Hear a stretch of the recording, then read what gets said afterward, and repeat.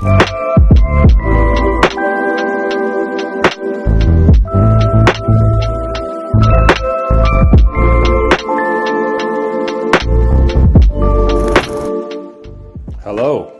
welcome back. Welcome to Rio de Janeiro, and I'm here for a month because it's October, and this is when Europe starts to get cold. It starts to get dark at 4 o'clock. So this year I'm in South America for winter. I first came to Rio 14 years ago as a backpacker. Yeah, so to come back here now working remotely is just really cool. So I'm going to be here for a couple of weeks. I'm here for like a month. Then I'm in Mexico City for a bit, and then Buenos Aires for the rest of the year. So very excited. And in this vlog, I'm going to show you what I'm up to, like authentically what I get up to on a day-to-day basis, like some of the drawbacks as well, some of the good things.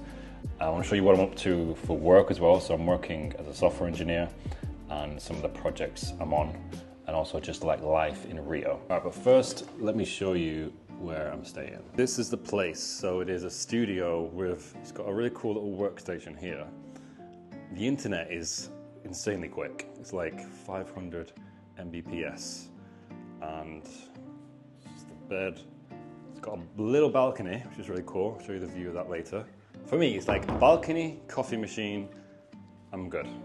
And currently I'm working, if you've not seen my previous vlogs, I'm a software engineer working on behalf of the UK government at the moment. So I'm mostly front end, but I'm branching out into full stack. Like over the next year or two, my focus really is, I feel quite confident front end wise, but it's like making that transition to back end and full stack. And at the moment, I'm on a dashboard part of the platform where I'm given data and I have to present it in a clear way. So using Chart.js. Every day at the moment, I'm waking up at 20 to 5 a.m. So some projects I can work later, but for this one, we're actually in contact with the Home Office every day. So I have to be on these calls at 9:30 a.m. UK time. So yeah, I wake up at like, 20 to 5, and then I go to bed at like 20 to 9 p.m. So, but the cool thing about this, I finish every day at 1 p.m.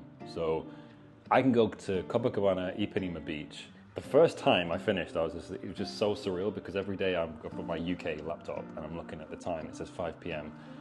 Put the laptop away, come down, it's 1 p.m. and it's really cool. Okay, so I've been to, it's a bit of a flex, I've been to 67 countries now. Rio de Janeiro is still my favorite ever city. Like Seoul is really cool, I love Seoul, and also Medellin, Colombia. But I think Rio is number one. But it can be sketchy as. It's cool me going around vlogging stuff, but if you're going around Rio de Janeiro with your camera, or I've got a DJI Osmo, which I'm filming on now, people are just gonna steal from you. People are gonna see you as a target and they're gonna rob you. So it's Tuesday, I've just finished, it's 1 p.m. This is just incredible, because in Asia, I'd sometimes finish at like 12 a.m., like midnight. So yeah, I've just finished. I had a really productive day because I've been just tweaking with these dashboards and just learning about the library, the Chart.js library, and which charts are best to display the data we've got. So finished now, and I'm gonna explore a little bit of Rio with you. Thank you to the Developer Nation panel for sponsoring this portion of the video. So if you work in tech, this is an opportunity for you to win free stuff. And you do that by sharing your voice on the future of software development by participating in surveys. And there's a few reasons to take part. Number one, you can earn rewards like tech gadgets, vouchers, and more. Number two, it's an opportunity for you to share your voice on the current trends going on in tech right now. You'll get access to a lot of free resources like blogs and podcasts, and in your own small way, be able to influence the future of the software industry. And you do that by completing surveys, and you'll get rewarded with points which you can redeem here and win all this cool stuff. To qualify, you'll just need to meet the criteria for one of these 3 categories. And to sign up, all you have to do is click join now and just follow the steps. There's a link in the description, and if you do try it out, good luck. Just come back from, it's a really cool little gym on the beach, and it's free, and it's got weights everywhere, and it's just really cool because I was looking for a gym, and then randomly saw someone recommended this to me. And I got sunset as well, so it's just really nice. You're working out and then the ocean's there. And I want to talk about what it's like and what I'd recommend to do if you're a digital nomad now or you're thinking about it. If you get to a new place, like I've just got to Rio, what do you do? How do you meet people? What is the best way to get the most out of it? It's important to get a routine, but also like socialize and meet people. So what I do is I look either for a co-working space. This is like number one, co-working space, or I go on Airbnb and I check the internet speed of the place I'm staying at. So I'll message them and say, how's the internet? And also a gym. Gym's really important. Always find a gym. So here is an outdoor one that I've been using a lot. It's really cool. And then the last one is just find a community of people, find a WhatsApp group. There's usually always a WhatsApp group. And in Rio, Rio's not like a big digital nomad like hub, I'd say. But I've found a lot of groups. There's like a hiking group I'm in. There's a food group. But I find those are the best because you can just be at work and you can look at your phone and someone's like, do you want to go for dinner tonight? They'll put it in the group and then you can just tag along. Like, I'm quite introverted and sometimes I'll make plans and I don't want to go, but you just have much more of a fun experience if you just go.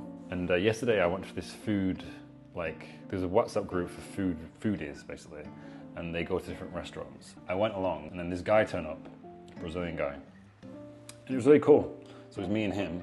He just wants to practice his English, so we'll just come to these events every now and then. And then, so we had this traditional Brazilian food, and then we talked about like politics and Brazil, and then he took me a little tour around the neighborhood as well. Those kind of experiences I really like, where you just spontaneously decide to go. But before I left, I was like, do I really want to go? So yeah, that's my advice. Throw yourself into it, and you'll have a blast. Okay, so I'm recording this a couple of weeks later. I'm in Patagonia. You can see from this, I've been hiking in Argentina for a bit. But I wanted to reflect on Rio and how I found it as a nomad destination and just remotely working from there, like what it was like the cost, the safety, internet, where to stay, and just the overall vibe of Rio. And just some cool stuff I did. So I really loved finishing work at like 1 or 2 p.m. and just getting a bike and just going down the beach front. They have these like cycle lanes. You can rent a bike for like dirt cheap. You just cycle, so I did a lot of that. The first place I stayed had a really cool view of Christ Redeemer. I really loved that. I've made some notes, by the way, so I'm just reading them.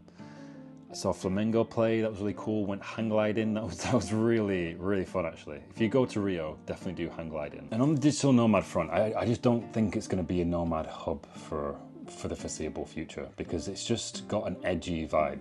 If you just leave anything on the beach, if you just leave, for example, a laptop in a cafe, someone will just take it. So you just gotta it's just definitely got an edge to it, is what I'll say. And because of that, I just didn't really work from co-working spaces or cafes because I just didn't like the idea of working on my work laptop. So that kind of sucks, and just feeling on edge all the time is not really good.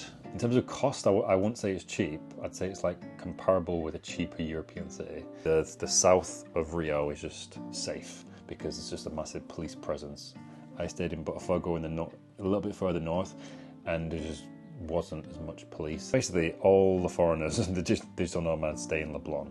English. So English is not, it's surprising, like you think Rio is such a big like destination, but people just don't really speak English there. And when you look into it, I think it's because it's just not as popular as a tourist destination, probably because of the crime.